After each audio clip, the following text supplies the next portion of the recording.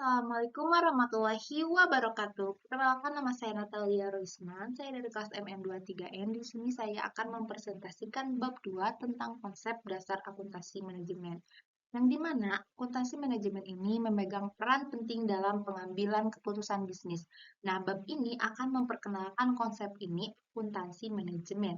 Kita juga akan membahas perbedaannya dengan akuntansi keuangan serta memahami apakah penting untuk mengambil keputusan yang lebih baik. Next, selanjutnya di sini ada definisi dan tujuan akuntansi manajemen.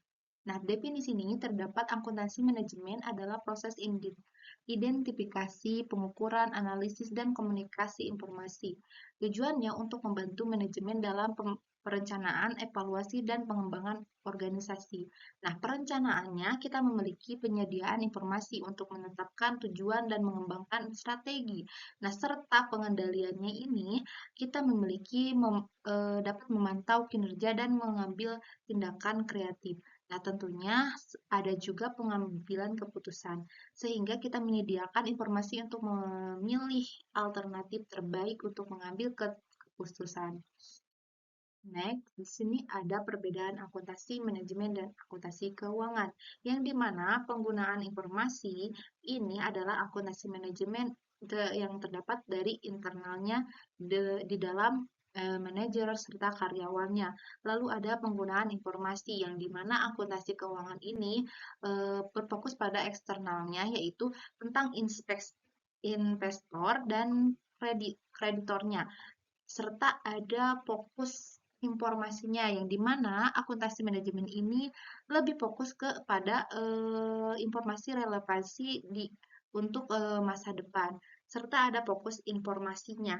Nah, yang dimana kalau fokus informasi ini, akuntansi keuangan ini lebih bertujuan kepada reliabilitas dan masa lalunya. Tentunya ada fitur dan regulasi rentang waktu juga. Nah, fiturnya ini akuntansi manajemen dan akuntansi keuangan ini memiliki fitur-fitur yang berbeda. Nah, tentunya. Terus ada regulasinya yang dimana tidak diregulasi dan diregulasi. Tentunya kalau misalkan akuntansi manajemen ini tidak diregulasi, kalau regulasinya tuh kalau misalkan akuntansi keuangan ini diregulasi. Nah, begitu. Terus kalau misalkan tentang waktunya memiliki dua perbedaan yang dimana akuntansi manajemen ini memiliki detail dan per departemennya itu secara terperinci untuk akuntansi manajemen. Nah, kalau misalkan akuntansi keuangan ini memiliki fokus sangat berbeda, yaitu lebih ringkas dan ringkasan dalam perusahaannya itu tidak terlalu mendetail seperti itu. Next, di sini ada peran akuntan, manajemen, dan organisasi yang memiliki poin yang dimana analisis biaya ini menentukan ada pengelolaan biaya produksi dan operasionalnya. Nah, tentunya penentuan pengelolaan biaya produksi dalam hal terkait akuntansi manajemen ini serta rasionalisasi penggunaan eh, produk atau pengolahan data tersebut. Nah, yang kedua itu ada penganggaran. Penganggaran ini menyusun anggaran tentunya dalam memantau kinerja terhadap anggarannya. Nah, yang ketiga ada pengambilan keputusan. Nah, untuk pengambilan keputusan ini memberikan informasi untuk keputusan investasi yang akan mendatang, serta menetapkan harga-harga yang akan ditetapkan untuk mengambil keputusan.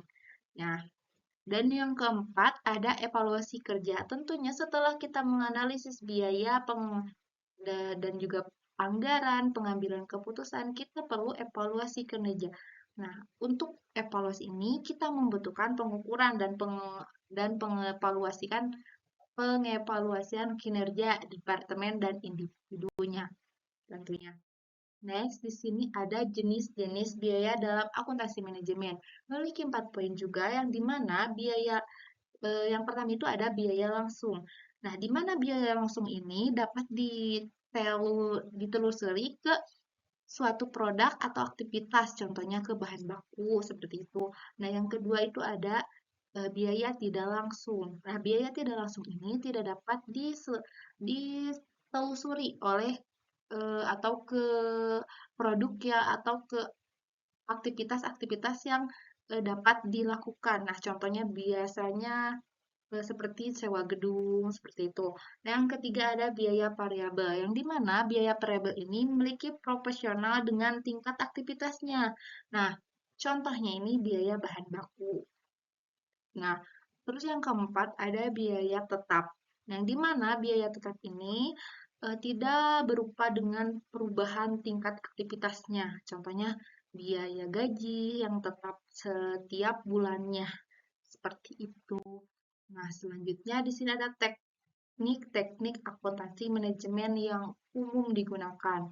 Yang pertama ada activity brand.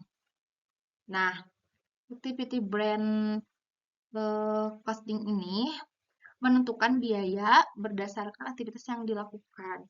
Nah, yang kedua ada value profit. Analisis yang dilakukan menganalisis hubungan antara biaya, volume, dan labanya. Yang ketiga ada budgeting, yang dimana penyusunan rencana untuk membudget keuangan untuk masa yang akan mendatang atau masa depan. Nah, yang keempat ada perfect analysis. Ya, tentunya perbandingan kinerja aktual dengan anggaran. Nah, sehingga ada perbandingan antara kinerja aktual dengan anggaran-anggaran yang akan mendatang atau anggaran-anggaran yang akan disiapkan. Seperti itu. Next, di sini ada akuntansi manajemen di era digital. Nah, tentunya untuk saat ini maraknya era digitalisasi sehingga akuntansi manajemen ini memiliki pengerjaan di sistem era digitalnya, yang dimana yang pertama ini ada pemanfaatan teknologi yang menggunakan software akuntansi dan analisis data tentunya. Nah, yang kedua ini ada big data. Nah, di sini ada analisis data besar untuk pengambilan keputusan. Nah, yang ketiga ada code eh, code accounting, yang dimana akses informasi akuntansi ini secara real time. Seperti itu. Next, di sini kita ambil kesimpulan dari pembahasan yang telah kita bahas, yang dimana akuntansi manajemen ini adalah untuk eh, alat untuk manajemen yang sangat penting bagi manajemen ini. Nah, sehingga membantu mereka membuat keputusan yang tepat, juga penting untuk meningkatkan kinerja perusahaan. Nah, manajemen ini harus terus beradaptasi, terus adaptasinya dengan perkembangan teknologi dan tren bisnisnya. Nah, ini juga akan membantu untuk penetapan relevan untuk perusahaan yang akan datang. Nah, memahami konsep akuntansi manajemen atau dapat membantu dalam pengelolaan bisnis secara efektif dan efisien. Seperti itu. Mungkin cukup sekian dan terima kasih yang dapat saya sampaikan. Mohon maaf apabila ada ke salah-salah kata atau mungkin dapat ada kesalahan. Wabillahi taufiq wal hidayah. Wassalamualaikum warahmatullahi wabarakatuh.